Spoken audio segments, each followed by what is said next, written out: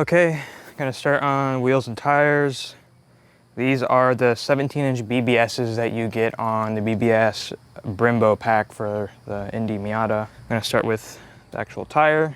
I'm just gonna do Terminator around on here. I'm just gonna do a dry. I really didn't scrub these too much when I got them. I did put Pearl on it a couple times, but I didn't really clean them up too crazy.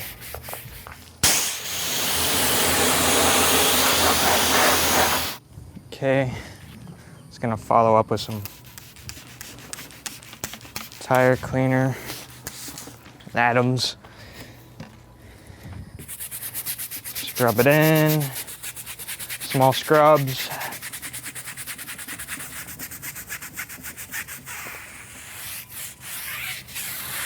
Do some big ones.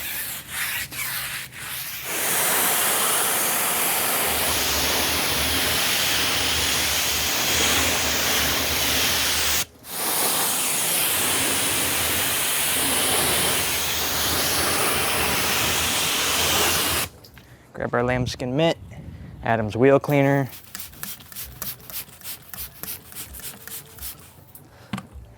Give this a little wet. Start at 12.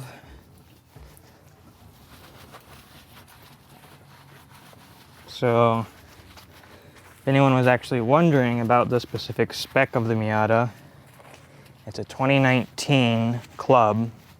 So they're a sport club in Grand Touring, but the club is the only one that you can get in Soul Red Crystal with the Recaros, Bilstein, BBS, and Brembos. You can't get that in any other kit. You can get a GT with a GTS package, so you can get Brembos, BBS and Bilsteins, but you can't get Recaros if I remember. So you get halfway there. But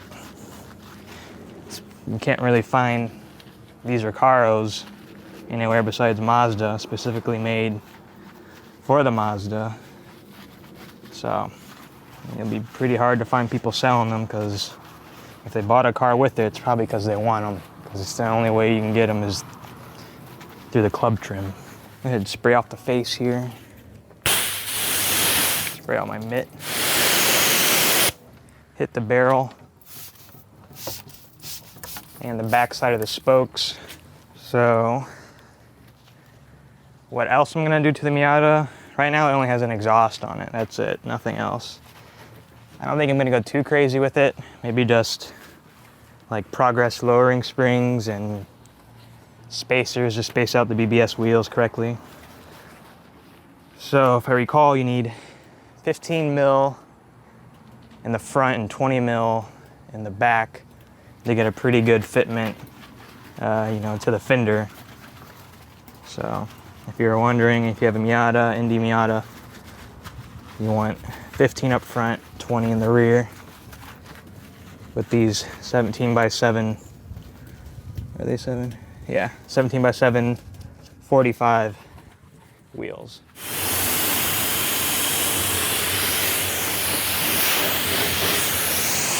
Okay, I'm gonna do 3 more, just like that. Step 1, D-nib. I left that for you. I know how much you enjoy it. So, these are little nibs on this sucker. You get the little nibs off, and then I'm gonna use some mineral spirits. I need to get this, whatever, the weight markers off of the...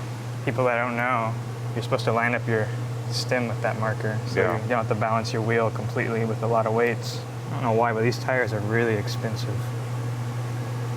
I guess there's some OEM Bridgestones. It costs more than Pilot Super Sport. I think PS4S's are a little more, but they're like $180 for a 205. Yikes. I was like, they're not that good. All right, I'm gonna take some mineral spirits. Have to be careful with mineral spirits in this garage because of all the static. I'm gonna light this place on fire and blow my face off. I like to get the tire clean before I mess with the wheel, because we'll get a little residue. So this, I've mentioned several times, stole from my buddy Phil from Auto Fanatic. This is his deal. Use mineral spirits to clean up the rubber. He never even uses tire dressings. He just goes straight to, does this periodically to clean his tires and leaves them alone. Now, I don't really have a brush here to get this thing off. This is probably gonna be a little too aggressive.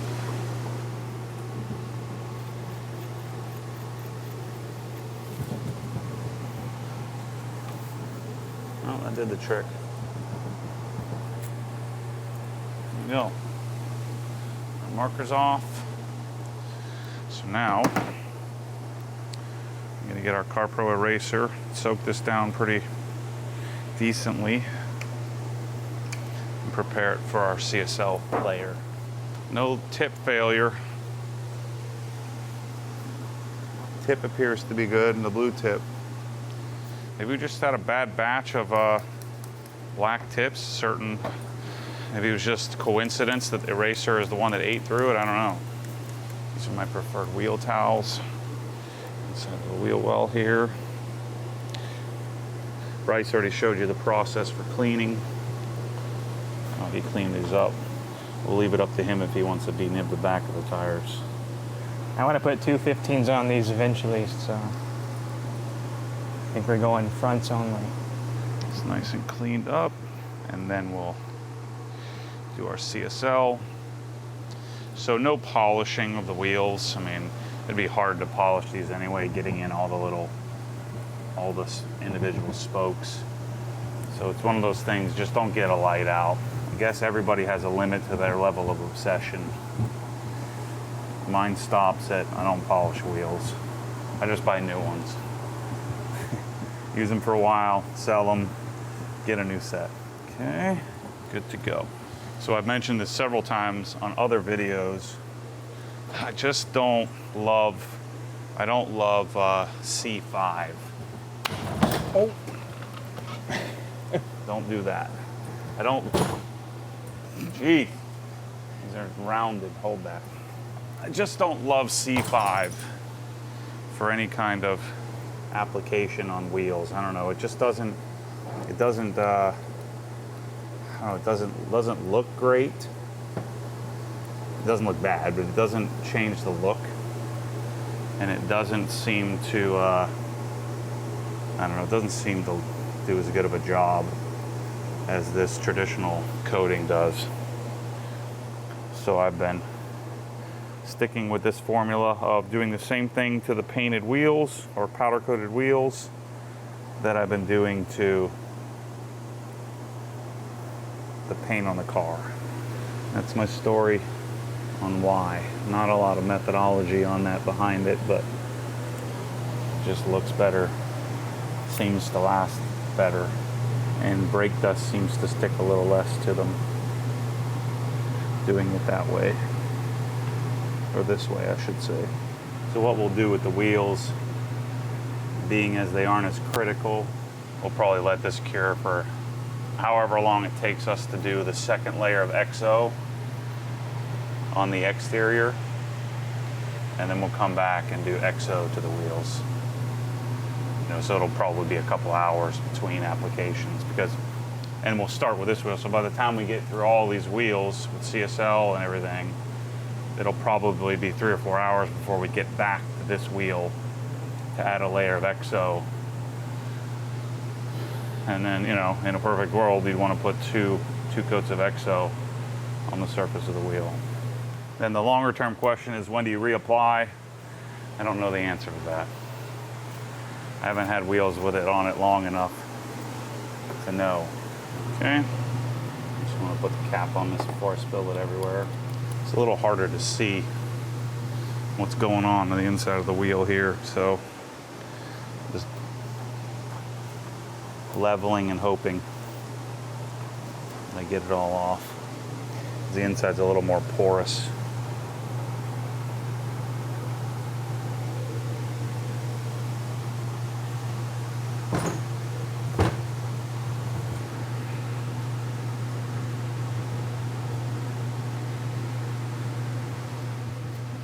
So that's the full wheel process. So when you do wheels, or let's say you're paying someone to do your wheels, notice, I mean, you're gonna have 6 hours into wheels. So when you're paying your detailer to do this process to the wheels, know why it costs you 900 bucks or 800 bucks or whatever they charge you to do it, because it's a lot of work, a lot of time, a lot of energy, getting the car up in the air, especially if your detailer doesn't have a lift. I mean, it's just a lot to do. So if you want this level of care that we're doing to the car, you're gonna have to, I think you're gonna have to pay for it. I'm trying to talk my sister into becoming a detailer. She's actually has the right mentality for it. Maybe we'll have a series coming up of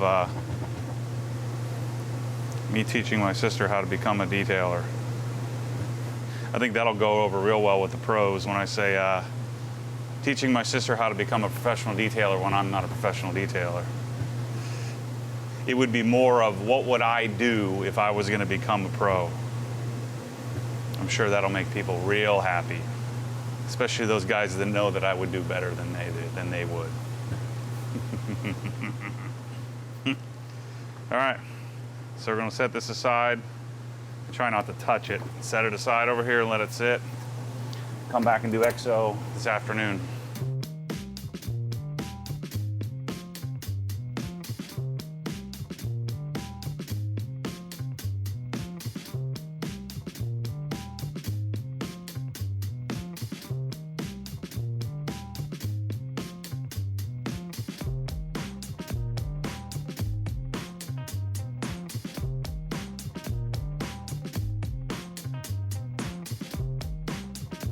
Just me here working on the car. 2 coats of EXO done, CSL before that done, calipers done, all the black trim done.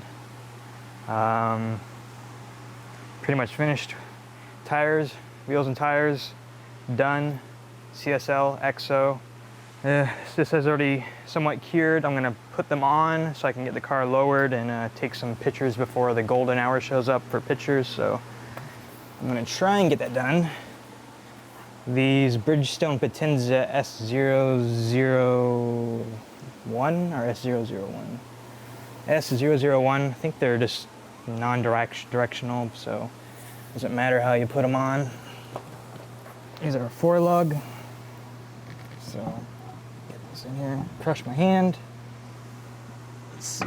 Get these started. So super pumped. Finally got it done.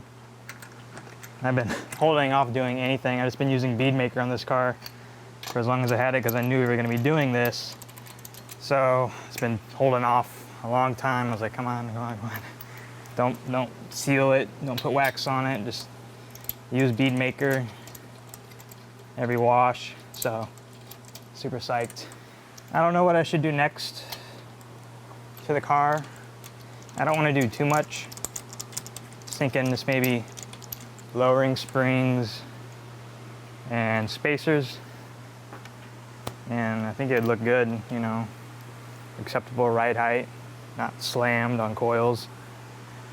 So I'm gonna go around and get all these done, tighten them up, lower it, torque them, hopefully pull it out before golden hour, get some good pictures. Okay. Car's back down on the ground. Monster truck ride height. It's so high. It's crazy. I've been thinking about getting progress springs from Goodwin Racing. From what I saw, they give you the best drop without, you know, being crappy. What's important for these Indy Miatas are the Bilstein shocks. They actually changed the dampening on them because the early Bilsteins, they were over dampened for the springs they had on them. And, you know, you would have to run really high spring rates on those old ones to get, you know, good handling out of it. I think it was like, I know when the RFs came out, they fixed it on the RF, the Bilsteins. So I think it was like mid 2017 or 2018 when they changed the Bilstein shocks. So they have all these springs out there that are made for the old Bilsteins. And if you put those on there, it's just totally out of whack. You're running too much of a spring rate for the now correct dampening for the Bilsteins. So the only ones I've seen that are pretty close to the spring rate on these stock are the Progress ones. They're just a little bit stiffer than the OE and they give you a drop. So if you look at any of the other springs, they're like way stiffer than OE, like super stiff. It just rides like junk. So if you go with a little bit stiffer, like 15, 20, 30 pounds over the OE, you know, you get a little bit better ride and you get a lower ride height. So if you have a newer, what they call a Bilstein V2s, look at the Progress springs. If you have any suggestions, let me know. Yeah, let's open the door and pull it out.